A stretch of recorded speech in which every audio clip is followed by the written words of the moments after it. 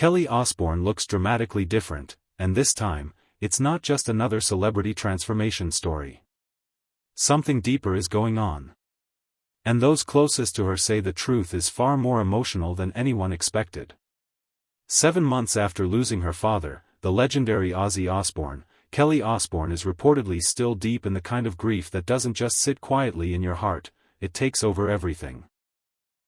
And according to sources close to her, that emotional weight has started showing physically.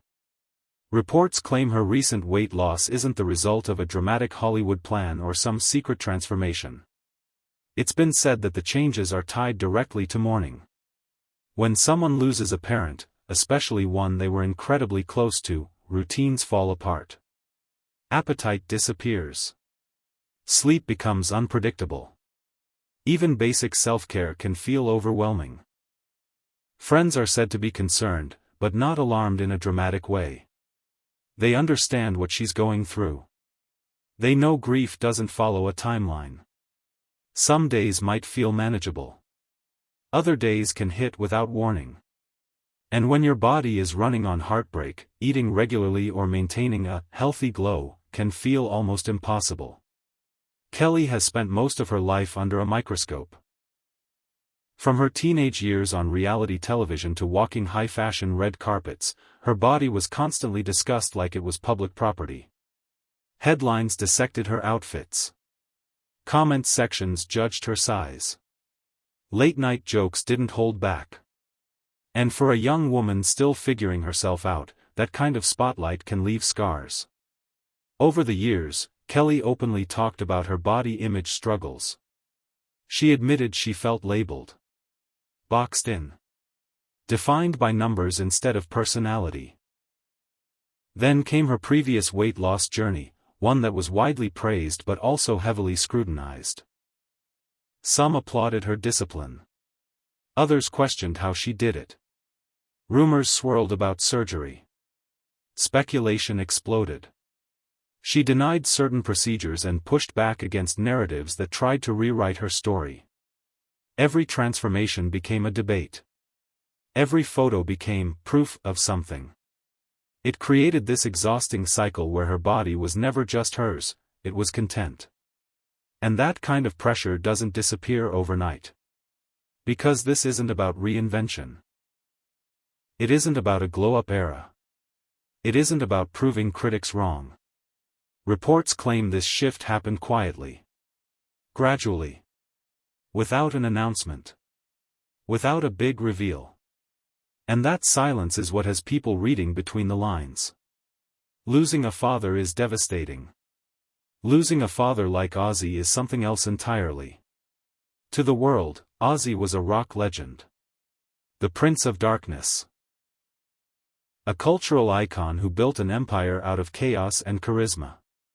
But to Kelly, he was simply Dad. Her protector. Her safe place. The one person who understood her without explanation. Over the years, Kelly defended him fiercely, especially during his very public health battles. When reports surfaced about his Parkinson's diagnosis. When he struggled with mobility issues. When rumors about his condition spiraled online. She was always there. Always vocal. Always protective. So when he passed, it wasn't just the loss of a parent. It was the loss of a constant presence in her life.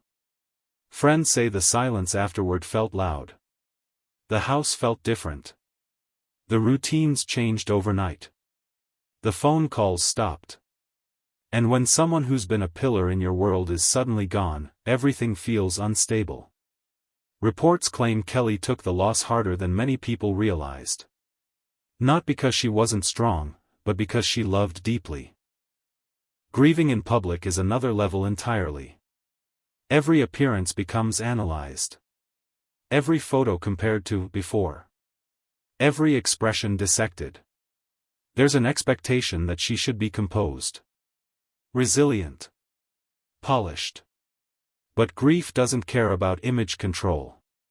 Some days, it hits without warning. A song. A memory. A random quiet moment. It's been just over 7 months. For some people, that might sound like time has passed. But anyone who's lost someone knows. The first year is filled with painful milestones. First birthdays without them. First holidays. First random Tuesday when you instinctively reach for your phone to call them. And then you remember. As soon as new photos of Kelly started circulating, the internet did what it does best: zoomed in, compared, and judged. Side-by-side images. Old interviews resurfaced. Comment sections filled up fast. And instead of asking how she was coping, many people focused on how she looked. Some critics claimed the weight loss seemed too extreme. Others jumped straight into speculation. Rumors suggested secret crash diets.